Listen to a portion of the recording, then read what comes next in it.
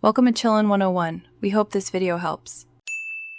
You start by unlocking the Samsung and staying on a screen you can interact with. Swipe down from the very top edge with one finger. This pulls the notification bar down. If the phone is locked, press the power or side button first, then swipe down. Once done, you'll see notifications and quick settings. Make sure to swipe again from the top to expand the full quick panel. Understanding this initial gesture speeds everything up and avoids accidental taps. Once the notification bar is partially visible, swipe down a second time to expand the full quick settings panel, which shows more tiles and controls. You can also use a two-finger swipe from the top to go straight to the expanded view, so use whichever feels natural.